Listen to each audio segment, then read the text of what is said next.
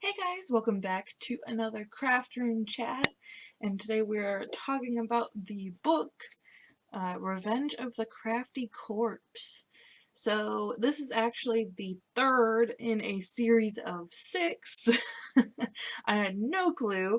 There wasn't really an indication when I bought it that what book number this was, so I read the third book in a series.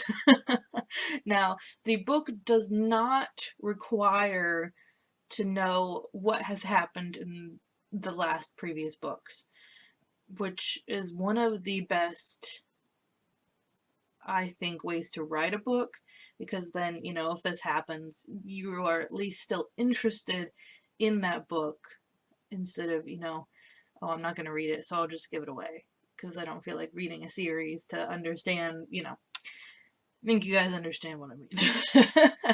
But if you guys are interested after hearing, what I kind of thought of the book, I might be intrigued to read the series. It is a very cozy mystery. Now, it is not as like hand-holding as the why can't I remember the name of the book that we read?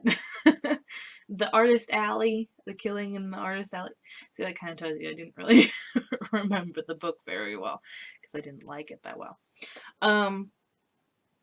This one, I think I would be okay with reading the rest of them.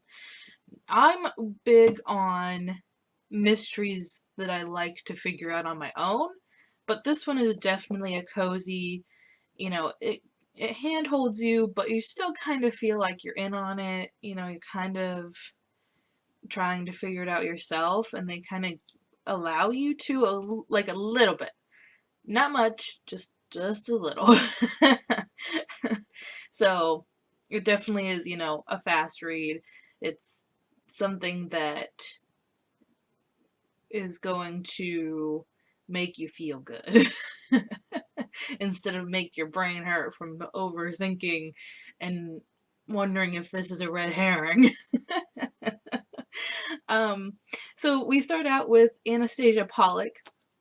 She is the main person in these books, and it talks about how she is a craft... I'm gonna get this wrong. I don't know if she's like a craft editor, but she works for a magazine in which she does the craft column. So when she drops off her mother-in-law at not a retirement home, it's like a nursing home, but she's going there to heal for a few months. So when she drops her off, she meets someone she has known in the past at the Arts and Crafts Center, and she gets offered the job to work in the Arts and Crafts Center, and she agrees because she is kind of, well, she's in debt. She isn't really making enough to get by because of her, I forget what she calls him, dead louse of a spouse, which I assume is talked about in one of the earlier books, but you don't really feel the need to,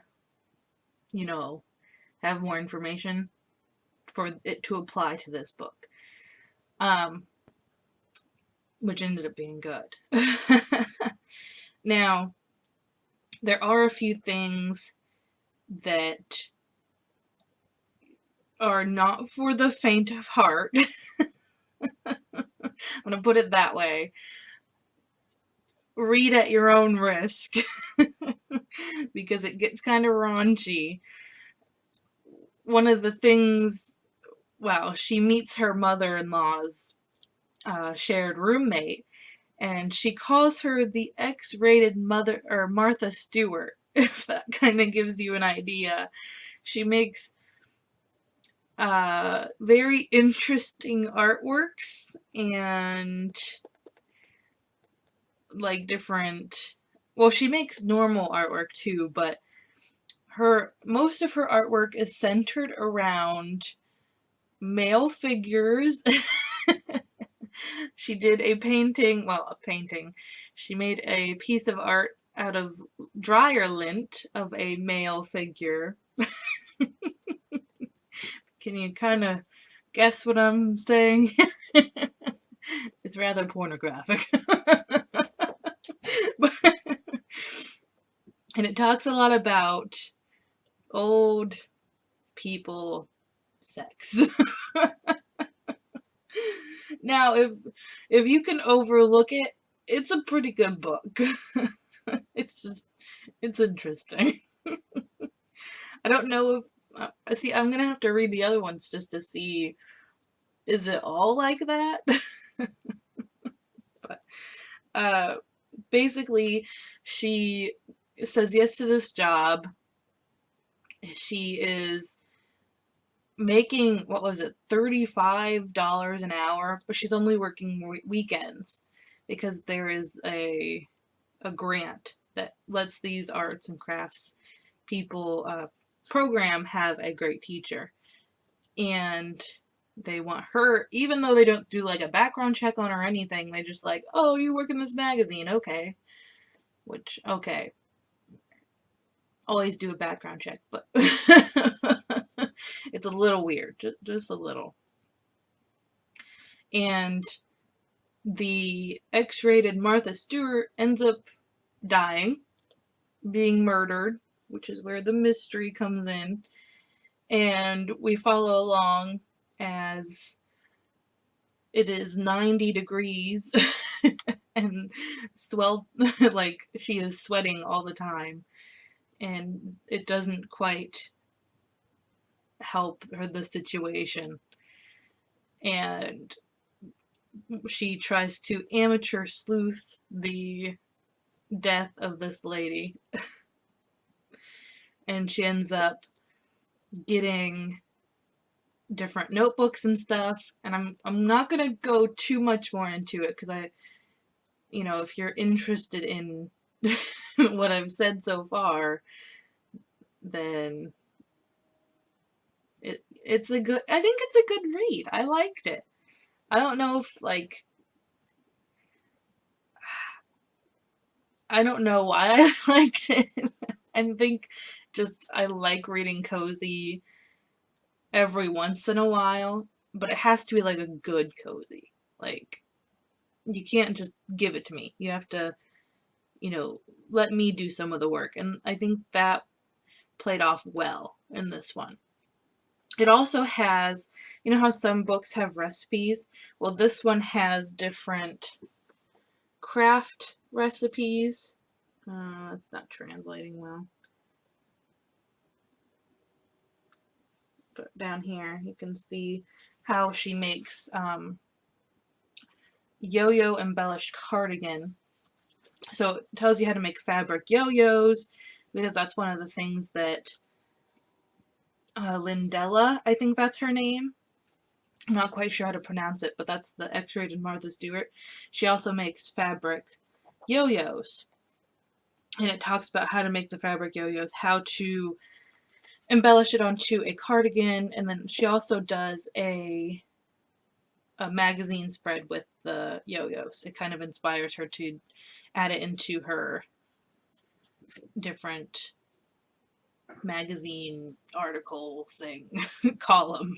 I don't really read much magazines, so it's kind of hard to know the terminology, even though I just read about it, and I think she even mentioned like what it was called, but I think it's just an article, really. But yeah, there is a blog centered around the series. Let me see if I can. It is anastasiapollock.blogspot.com, and that also has recipes from one of her coworker. She does the cooking section in the magazine, and they talk about some of the recipes in here, and they sound delicious. So I'm gonna like have to run through the blog and see if I can find some of the recipes from this book, because I love recipes from books. Although I don't think I ever really end up making them. I wish they would have put it in the back of this one, at least one of the recipes. I know it is more about crafting, but you know, I kind of feel like cooking is crafting in a way. So, well, hers is baking, but yeah. So I kind of wish they would have included one recipe. And also, so many yo-yos, but I guess the only alternative was how to make a pornographic picture with Dryerland. So, because that's like the only crafts they really talked about besides what they were doing in the arts and crafts room. I have to say this is one that you should pick up. I think it's a good one. I would probably give it 4 stars out of 5. I think that there should have been more indication of like series on the, because you know, people always put like series on, you know, this is a trilogy, or this is the 3rd installment of and it does say on the top an Anastasia Pollock crafting mystery, but I didn't know if that's because it was the first one or the second one, or so. And then also the recipe, and I feel like it could have been edited better. There were quite a few issues that kind of arose, but that's just me being picky. So, alright guys, I hope that you enjoyed hearing my, I don't know if it's a review, because I don't know, just my thoughts on Revenge of a Crafty Corpse. Make sure to let me know in the comments down below if you would be interested in me reading the whole series, and if you would be interested in hearing my thoughts on them. I know it's not part of the Crafty to be read, but you know, I'm kind of thinking maybe we'll start branching out and doing more books. I just keep coming across them and I'm like, oh, that would be so good, but I don't want to wait a year to do another one. So let me know what you guys' thoughts are. Let me know what your thoughts are on hearing what this is about. Alright guys, I hope you're having a crazy day. Good crazy, not bad crazy. And I will see you later today for the last part of the 500 note cards. Well, I don't know if it'll be the last part. So, it'll probably not be the last part. We'll probably end up being like 4 parts. But, alright guys, thank you for watching, and I'll see you later. Bye!